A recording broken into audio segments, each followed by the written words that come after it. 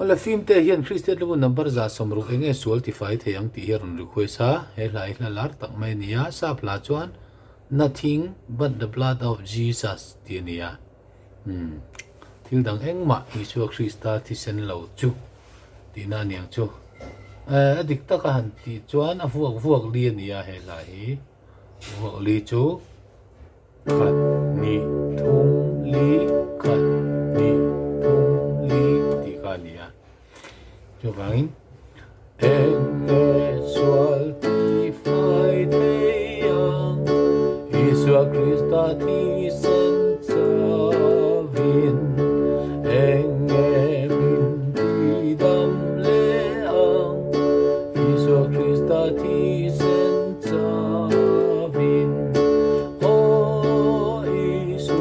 thi senin fai ta kin min tleng a fai na dang ka relo Isu Krista thi sen lo chu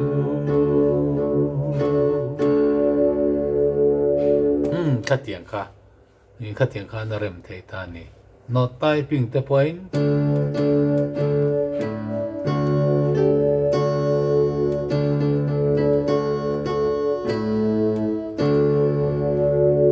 khát tiếng kha nó ti chi da ni thiam tak tak in no pang te pon an ti chi na amara chu biak in te kan han sa ya zai ho na chuan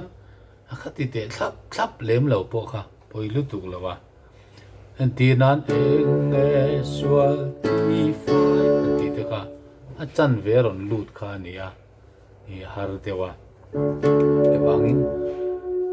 enge sual tifai thei ang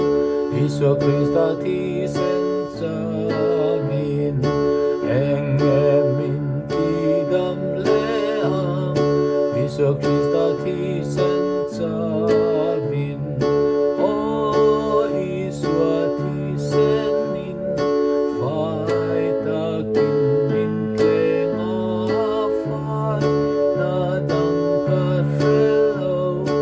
Isu Krista thi sen lo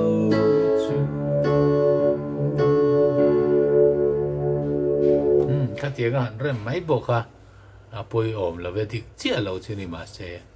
dik ta ka rem kan tum lu tu ka zai kha ti nom lo chuan a tha chuang lo wa